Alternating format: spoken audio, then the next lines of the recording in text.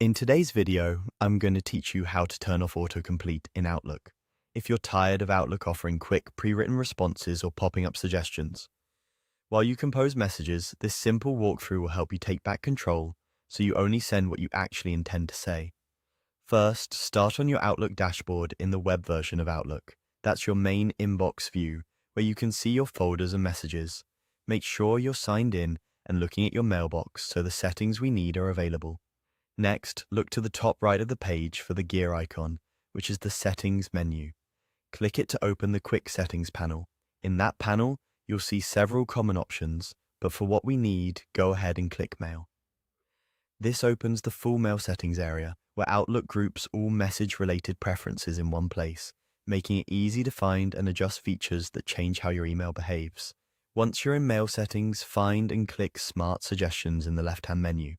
This section controls the features where Outlook tries to help you compose or respond faster. It's useful for some people, but if you prefer to write everything yourself, this is where you can turn those helpers off. Now look for Suggested Replies on the right. You'll see a checkbox that enables or disables those short, one-tap responses that appear at the bottom of an email, like quick yes or no style replies. To turn them off, simply uncheck the box. Outlook typically saves this change automatically, so you don't have to hunt for a save button. From now on, those auto-generated replies won't appear, and you can respond in your own words without the nudge of pre-filled suggestions. A quick note on terminology. Outlook sometimes refers to these features collectively as smart suggestions, and suggested replies are one part of that. Disabling suggested replies stops the auto-offered responses in your message view. If you are also thinking of turning off other types of assistance, like predictive text while typing or address suggestions, those live in different areas of mail settings.